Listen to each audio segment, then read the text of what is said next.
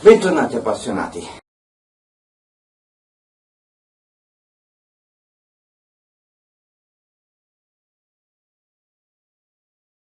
Cari appassionati, vi comunico che sto avendo delle difficoltà da realizzare questo progetto perché ci sono un sacco di dettagli un po' difficili da far quadrare, diciamo così, perché la pompa idraulica, avendo un perno, deve riuscire a spingermi dentro questo supporto che ho già creato e saldato in questa parte del foro dove si va ad appoggiare il perno della pompa, e andrà a infilarsi dentro qua, che è abbastanza a misura, e presserà il composto. Il problema è che poi ho bisogno di farlo uscire il pezzo di composto schiacciato e pressato, quindi per cui poi devo fare una specie di prolunga da mettere insieme sopra la pompa, quindi tirare sulla pompa, mettere un perno per poterla spingere fuori. Ora provo a vedere se,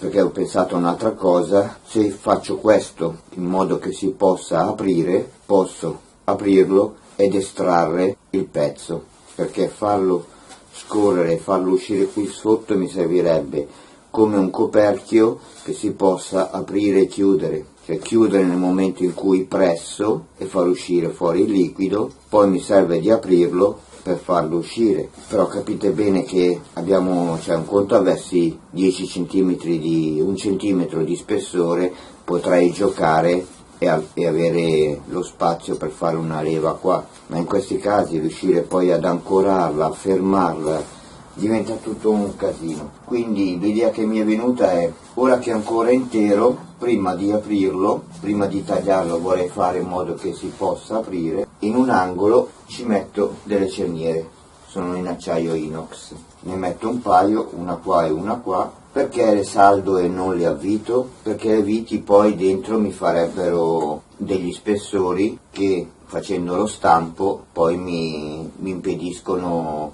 l'estrazione, mi ancorano il pezzo pressato, e per giunta deve comunque passarci dentro sempre il suo pernino, cioè il suo coperchio qua deve fare questa azione di premere.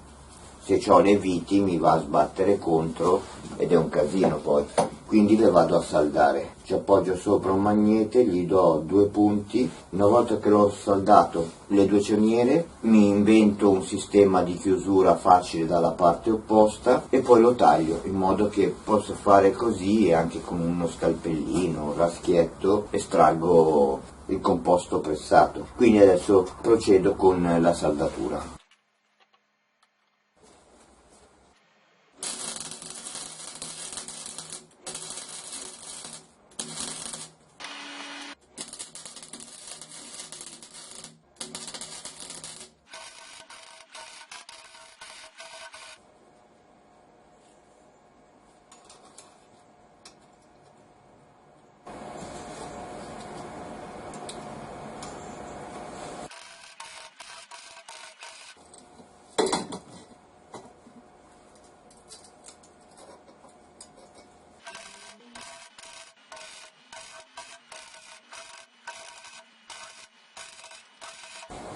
Come al solito brutte ma buone. Ok, lascio raffreddare. E dalla parte di qua adesso mi devo studiare un sistema di chiusura il più semplice che trovo. Ci ho saldato 2 L in ferro e adesso sto filettando una parte. L'intenzione è poi di prendere una barra di queste, la saldo di qua con un foro, in modo che questo quando si apre poi lo chiudo, qui con una vite stringo, per quello lo sto filettando, stringo e dovrei chiudere e fare la chiusura. Prendo un dado, controllo che dovrebbe essere giusto, è un po' precisino, ma vedo se prendere, perché quello è un maschio di precisione e forse per questo tipo di lavori è un po' troppo preciso. Ok, l'ho ripassato con un maschio di quelli un po' più economici balla un pelino, ma sinceramente, visto che questi li devo poi chiudere a mano e non con la chiave, direi che è molto meglio, perché questi gli farò una farfallina in modo da, perché l'intenzione adesso, prima taglio qua in modo di aprirlo. Ragazzi, cercate di ricordare bene quello che ho appena detto, perché poi vediamo una figura che, vabbè, lasciamo perdere. Perché se saldo addirittura questo poi non riesco a tagliarlo. Poi ci saldo una piastra così, gli faccio il foro e questo quando lo chiuderò, pac, avvito e si chiude. Quindi questa è l'idea più veloce che mi è venuta e pratica, è un po' anche forte e resistente, perché comunque non posso mettere una di quelle chiusure da Leroy Merlin, la pressione che eserciterà qua dentro dovrebbe essere piuttosto potente, quindi per cui mi serve una chiusura stabile. Speriamo che vada tutto bene. E adesso lo taglio per aprirlo.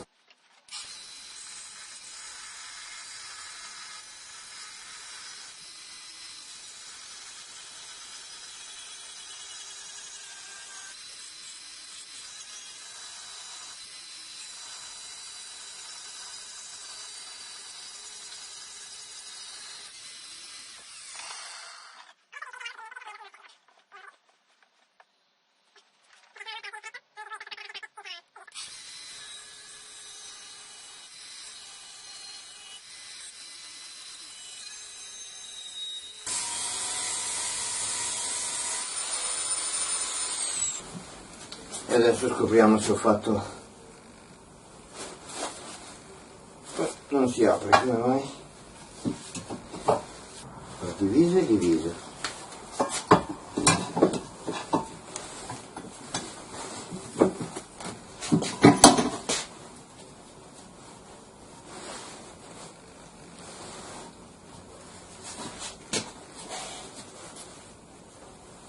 Le cerniere non le ho saldate.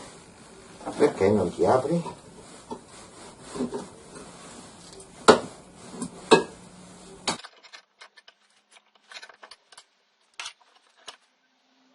Eppure non mi sembra di aver sporcato le cerniere di saldatura.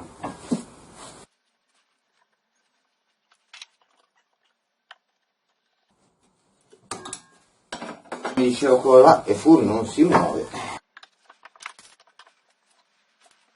Comincio a essere stanco di questo progetto. Spiegami perché non ti apri. Spiegamelo. Fammi capire cosa c'è che non va, che non ti apri. Cos'è che non va, che non ti apri.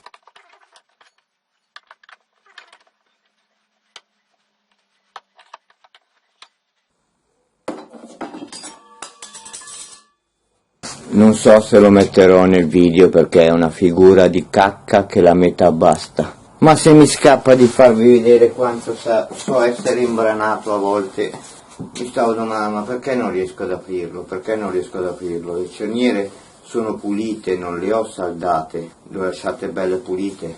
Non si apre perché questo l'ho tenuto unito. Prima di mettere le cerniere avrei dovuto tagliare il ferro. Va bene, avevo detto che comincia a diventare un po' pesante sto progetto, vero?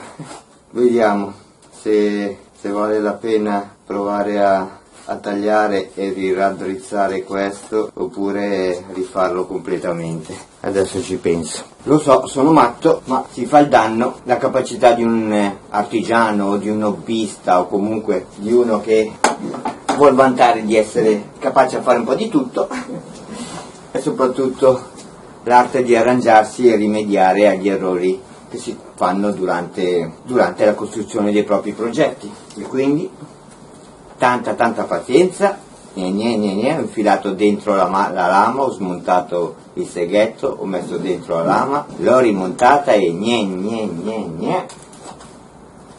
e l'ho tagliato. È stato molto lungo, però l'importante è esserci riusciti. E niente, adesso ho già segnato due pezzetti di ferro che andranno messi qua, sopra così, 1 e 1, 2. Faccio il foro, questo è filettato con il dado dell'8, quindi questo farò un buco da 9 e mezzo, in modo che poi il dado, filettandosi su questa parte di staffa, mi farà da chiusura. Ed essendo tutto ferro di un 4 mm, quindi bello spesso, idem la staffa è di 4 mm, quindi per cui dovrebbe offrire una chiusura davvero potente, anzi forse è più probabile che se mai dovesse succedere qualcosa succede nelle cerniere, però vabbè, in teoria questo è il lavoro. Adesso mi preparo a forare.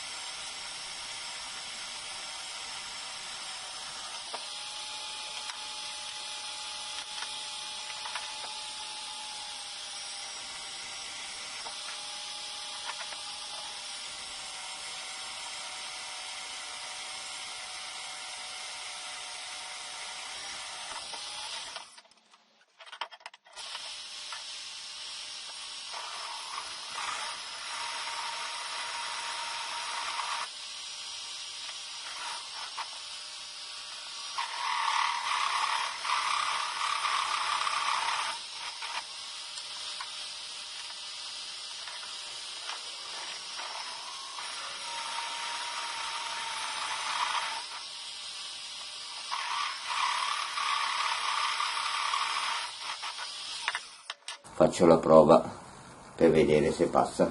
È il suo, quindi andiamo avanti. Adesso questi me li saldo sullo scaltolato.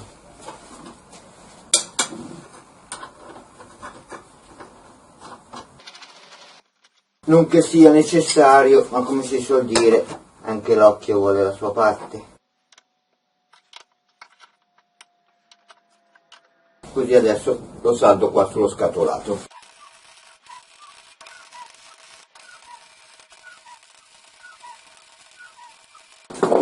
Adesso una bella pulizia, lo lascio raffreddare un po' perché scotterà, però è rimasto tutto in posizione, fortunatamente è rimasto abbastanza dritto. Nel frattempo mi preparo un coperchio che rimanga dentro la prima metà, cioè al primo angolo, e me lo saldo solo su un lato, in modo che quando chiudo mi faccia comunque il coperchietto sotto, perché mi sa che mi conviene proprio prendere e aprirlo e tirarlo fuori, che ora che faccio un sistema di apertura e chiusura qua divento matto. Invece così gli faccio addirittura un tappo che quando lo presso farà lui forza contro per tenerlo attappato mentre presso il composto. Ho fatto da una parte coperchio saldato solo su due lati di una costa, in modo che poi apro e abbiamo questo. Quindi qui il composto verrà pressato e penso che poi lo tolgo comunque con un raschietto, perché ve l'ho detto, avrei voluto poi estrarre, come per dire, il tappo e farlo scendere mediante la pressione, ma diventava un po' complicato. Così invece comunque una volta pressato lo stacco, dovrei riuscire a staccarlo abbastanza facilmente, visto che si apre completamente. Pack, metto le mie viti, lo blocco e presso, svito, apro e tiro fuori il blocchetto. Adesso me lo foro tutto, farò diversi fori perché mi serve che l'acqua da qualche parte fuoriesca, quindi faccio tanti piccoli forellini, non troppo grossi perché deve spurgare solo l'acqua. Adesso questo purtroppo, essendo piccolo, ho il problema anche di doverlo ancorare. Adesso lo devo ancorare a degli angolari che saranno la sua base, ma non ho molto spazio, come vedete. Qui ce l'ho, qui non ne ho.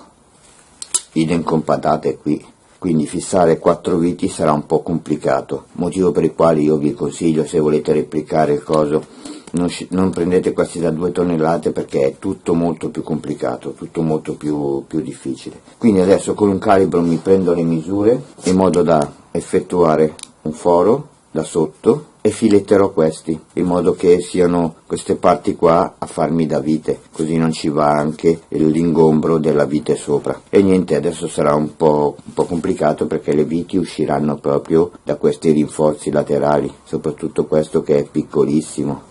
Quindi sono segnati tutti e 4.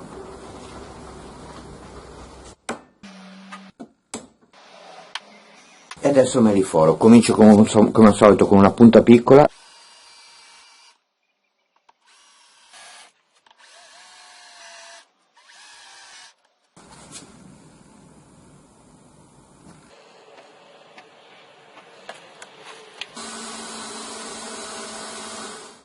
batteria scarica.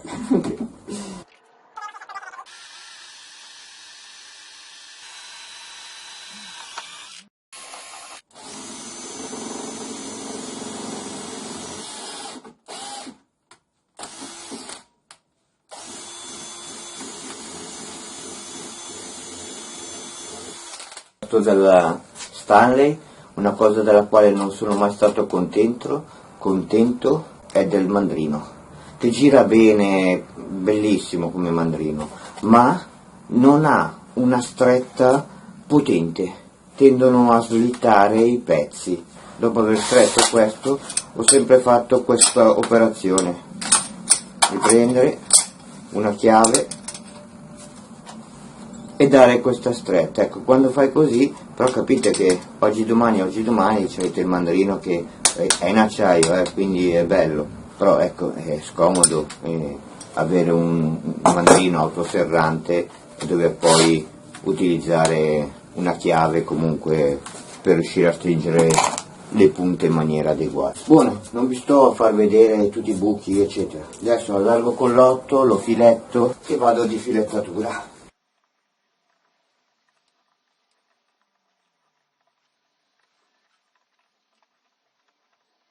Che uso sempre questo maschio perché è più bello che ho, perché questa serie di maschi che ho preso mi sembra 2 o 3 misure, sono di quelli un po' costosi che ho preso per fare il banco sega, perché volevo fare i fori assolutamente precisi e non ballerini, quindi è bello perché è preciso, però ha anche la piccola, diciamo, il lato sconveniente è che è molto preciso. Come vedete, fa proprio fatica la vite a mordere. Vabbè, comunque, che sia preciso può andare anche bene, solo che se è troppo preciso poi quando si fanno i fori per incastrare poi questo nei suoi angolari, se i fori sono proprio precisi che non hanno un minimo di lasco, poi gli basta essere anche solo posizionato non perfettamente in piano con la vite che diventa complicato avvitarlo. Comunque per adesso uso questo preciso, se ho difficoltà faccio come nell'altro caso, prendo uno di quelli economici e lo ripasso. Un'altra cosa che vi dico è comunque la sensazione di quelli buoni, come senti che mordono l'acciaio, proprio lo tagliano e lo senti proprio anche sotto le mani che lo sta tagliando. Sensazione che i filettatori maschi per economici non ti danno questa sensazione, e devo dire che c'è un certo gusto a filettare, per quanto faticoso. Non uso l'avvitatore per filettare come fanno in molti, perché lo puoi fare con quelli economici, perché se si scaldano e sono da buttare, vabbè, hai speso 2 soldi e li butti via e li ricompri. E per giunta l'acciaio sì, è duro ma non durissimo, quindi